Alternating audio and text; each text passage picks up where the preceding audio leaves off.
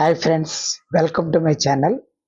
ముగ్గురు పేరెంట్స్ ఒక స్కూల్లో టీచర్స్తో డిస్కషన్ చేస్తూ ఉంటారు. ఒక పేరెంట్ వాళ్ళ అబ్బాయిని స్కూల్కి లేట్గా వచ్చాడని, అసెంబ్లీకి అలౌ చేయకోకుండా బయట నుంచే పెట్టాడని ఆ టీచర్తో, ఎందుకని అసెంబ్లీకి అలౌ చేయలేదు, అసెంబ్లీ టైంకి రాకపోతే బయట నుంచే పెట్టేస్తారా అనేటప్పటికి ఆ టీచర్ గారు, లేదండి రోజు లేట్గానే వస్తాడు, మరి క్రమశిక్షణ నేర్చుకోవాలి కదా, ఒకసారైనా బయట నుంచో పెడితే అతను టైంకి వస్తాడని అంటే, అసెంబ్లీకి రాకపోతే ఏమవుద్దండి, క్లాస్ టైమ్స్కి పీరియడ్స్ ఏమి మిస్ అవ్వట్లేదు కదా, మీరు చదువు చెప్పండి చాలు, క్రమశిక్షణ అనేది మేము నేర్పించుకుంటాం.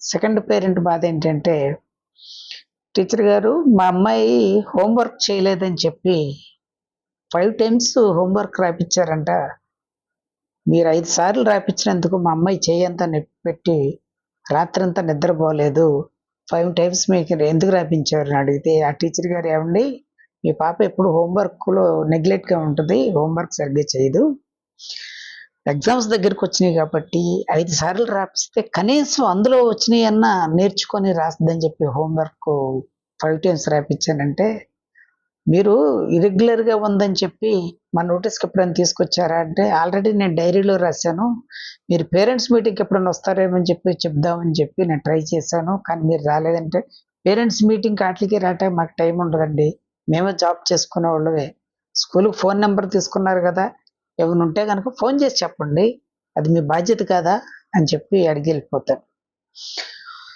మూడో అయినా టీచర్ గారు మా అబ్బాయిని కొడతాగా చేయెత్తారంట, క్లాస్ అంతా బయట నుంచే పెట్టారంట, ఏమంత పాపం చేశాడని చెప్పి, ఏమంత ఘోరం చేశాడని చెప్పి కొడతాగా చేయెత్తారంటే, ఏమండి మీ వాడు చాలా ఇరెగ్యులర్గా బిహేవ్ చేస్తున్నాడు, తోటి పిల్లల్ని కొడుతూ ఉంటున్నాడు, లెసన్ చెప్తున్నప్పుడు లెసన్ చెప్పనివ్వకుండా చాలా డిస్టర్బెన్స్ చేస్తున్నాడు, అందుకోసమని కొడదామని చేయెత్తాను భయపడటానికి, అంతేగాని కొట్టలేదంటే, మీరు భయపడితే గారికి మీరు భయపడటానికి చెయ్యెత్తారు, కానీ నేను స్కూల్కి వెళ్ళను, వాళ్ళందరి ముందు అవమానం ఫీల్ అయ్యానని చెప్పి అంటే వాడిని బతిమిలాడి బలవంతాన్ని స్కూల్కి తీసుకొచ్చాను, ఇంకెప్పుడు అలాంటి పని చేయొద్దు అని చెప్తే, ఈ ముగ్గురు పిల్లలు ఎవరైతే ఉన్నారో వాళ్ళ మిగతా స్టూడెంట్స్ వెనుక చూస్తూ చాలా ప్రౌడ్గా ఫీల్ అవుతూ ఉంటారు. ఎందుకనంటే మా పేరెంట్స్ వచ్చి టీచర్స్ని గడగడలాడించేశారా అని చెప్పి.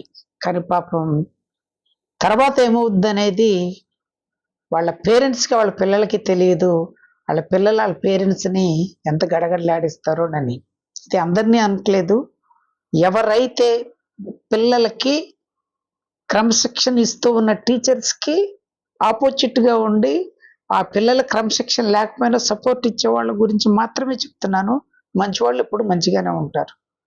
ఈ ఇన్సిడెంట్ జరిగిన తర్వాత నేను చిన్నప్పుడు చదువుకున్న రోజుల్లో గుర్తుకొచ్చినాయి. చిన్నప్పుడు మేము ఏదైనా చిన్న అల్లరి చేస్తే టీచర్స్ ఉతికి ఆరేసేవాళ్ళు. ఉతికి ఆరేయడం అంటే ఏంటనేది మీకు తెలిసి ఉంటుంది.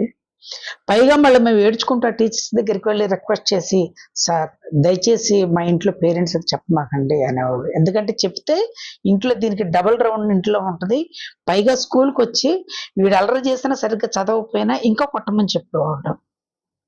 ఇది మాకంటే ముందు తరం వాళ్ళు ఇప్పటికీ ఎంతో మంది మహానుభావులను చెప్పుకునే వాళ్ళు, విద్యావేత్తలు, పెద్ద పెద్ద ఐఏఎస్లు, ఐపీఎస్లు, పొలిటీషియన్స్, గుడ్ పొలిటీషియన్స్లో ఉన్న వాళ్ళందరూ వాళ్ళ టీచర్ చేతిలో క్రమశిక్షణ తప్పితే పనిష్మెంట్ తీసుకున్న వాళ్ళే కాబట్టే టీచర్స్ ఉంటే భయభక్తులు ఉన్న వాళ్ళే ఒక మంచి స్టేజ్లో ఉన్నారు.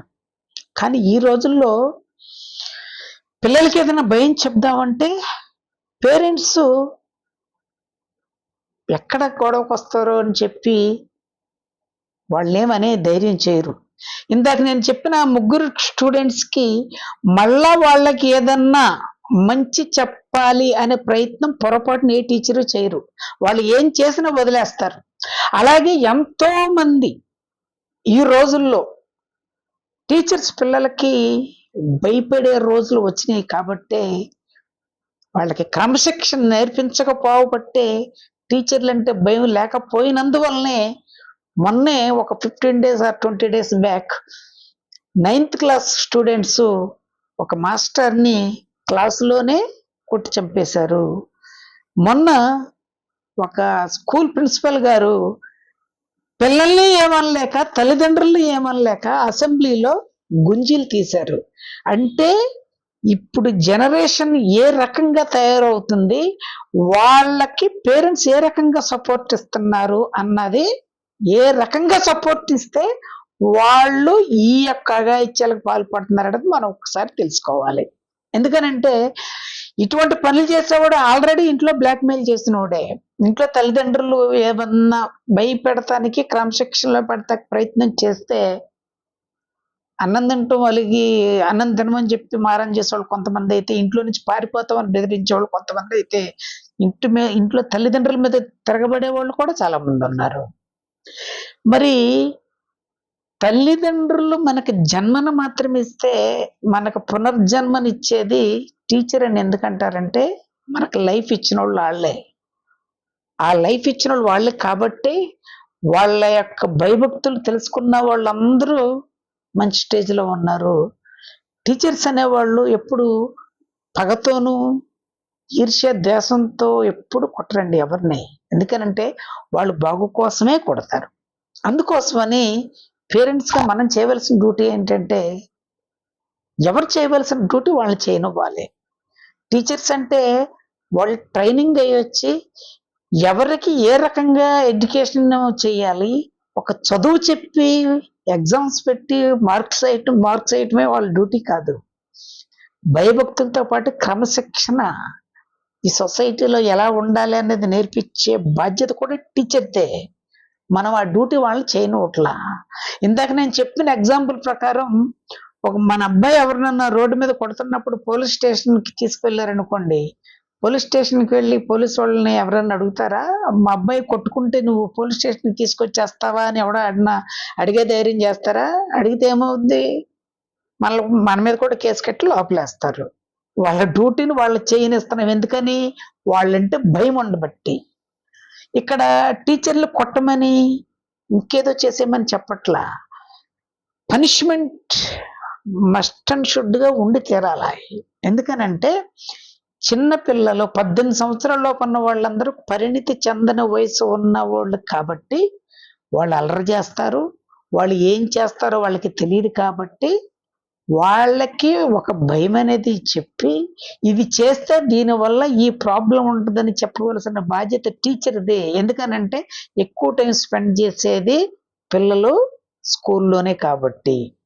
మరి అటువంటి టీచర్స్ చెప్తున్నప్పుడు వాళ్ళ డ్యూటీని వాళ్ళు చేయనివ్వకుండా, మనం కూడా వాళ్ళకి భయం చెప్పకుండా, వాళ్ళకి సపోర్ట్ కూడా ఇవ్వకుండా, పిల్లలకి సపోర్టు అది అందరు స్టూడెంట్స్ ముందు టీచర్లు పరుగు తీసావంటే వాళ్ళకేమవదు, సింపుల్గా వదిలిపెట్టేస్తారు.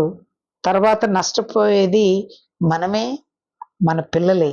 అందుకోసమని పిల్లలు ఎప్పుడు చెడిపోరండి. వాళ్ళకి సరైన గైడెన్స్ లేకపోతేనే చెడిపోతారు.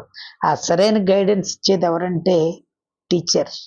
ఈ విషయం నేను ఎందుకు చెప్పానంటే, చాలామంది మా పిల్లలు చిన్న వయసులోనే పాడైపోయారు, ఈ వయసులోనే ఇంట్లో నుంచి పారిపోతున్నారు, 6th క్లాస్లో 7th క్లాస్లో స్మోకింగ్ చేసే వాళ్ళు ఉన్నారు, మైనర్ బాయ్స్ మైనర్ గర్ల్స్ మీద అబ్యూస్ చేసిన వాళ్ళు ఉన్నారు. వాళ్ళ మీద శిక్షలే ఉండవు. ఎందుకంటే 18 సంవత్సరాలలోపు ఉన్న వాళ్ళ మీద పరిణితి చెందిన వాళ్ళు కాబట్టి వాళ్ళు ఏమి చేయకూడదని చెప్పి చట్టం ఉంది. మరి వాళ్ళు చేసేది కొంతమంది పెద్దోళ్ళు కూడా చేయని పెద్ద పెద్ద పనులు చేస్తున్నారు. ఎందుకంటే due to lack of fear. ఇది చేస్తే మనకేమవుద్ది అని చెప్పేవాళ్ళు ఎవరు లేరు. చెప్తే రెండో రోజు మనం వెళ్ళి ఆ టీచర్ మీద దెబ్బలాడతాం, వీళ్ళంటే ధర్నాలు చేస్తాం. కానీ అల్టిమేట్గా ఇక్కడ ఏమవుతున్నాడు, నాకేం అడ్డు అదుపు లేదనుకుంటున్నారు. మరి ఈ రోజుల్లో ఉన్నట్టుగా పాత జనరేషన్లో ఎందుకు లేదంటే, వాళ్ళకి తల్లిదండ్రులు ఫుల్గా ఉపాధ్యాయులకు సపోర్ట్ ఇచ్చేవాళ్ళు. వాడిని క్రమశిక్షణలో పెట్టవలసిన బాధ్యత మీరే అని చెప్పేవాళ్ళు. కానీ వాడికి బాగా చదువు చెప్పేసేయండి అని చెప్పేవాళ్ళు కాదు, ముందు క్రమశిక్షణలో పెట్టండి అని చెప్పేవాళ్ళు. క్రమశిక్షణలో పెడితేనే మిగతావన్నీ నేర్చుకుంటే ఎవరైనా అలవాటు పడతారు. కానీ క్రమశిక్షణను వదిలేసి ఒక్క చదువు మాత్రమే చెప్పండి అని చెప్తే గనక తప్పనిసరిగా మనం ఇబ్బందులో పడతాం. అది ఎవరి వల్ల అంటే మన పిల్లల ద్వారా. దయచేసి ఆ పరిస్థితి తీసుకురాకుండా ఉండాలంటే టీచర్ని గౌరవించండి. టీచర్ని ఎలా గౌరవించాలో పిల్లలకు నేర్పించండి. ఒకవేళ వాళ్ళు ఏదైనా పనిష్మెంట్ ఇస్తే ఇమ్మని చెప్పండి. మరీ అంత సుకుమారంగా పెంచితే పెద్ద అయిన తర్వాత వాళ్ళు మనకి హాని చేస్తారు, పిల్లలకి తోటి వాళ్ళకి కూడా హాని చేస్తారు. కాబట్టి పనిష్మెంట్ ఇస్తే వాళ్ళు ఏమి చంపేసేంత పనిష్మెంట్లు ఇవ్వరు. కాబట్టి పనిష్మెంట్ ఇస్తే సెకండ్ టైం తప్పు చేయాలంటే అమ్మో మా టీచర్ మళ్ళీ ఈ పనిష్మెంట్ ఇస్తారని భయం ఉంటే గనక తప్పనిసరిగా మీ అందరి పిల్లలు టాప్ పొజిషన్లో ఉంటారు. పిల్లలు చెడిపోవటానికి కారణం పిల్లలు కాదు, వాళ్ళకి విద్యా బుద్ధులు సరిగ్గా నేర్పించమని కోఆపరేట్ చెయ్యని పేరెంట్స్. Thank you.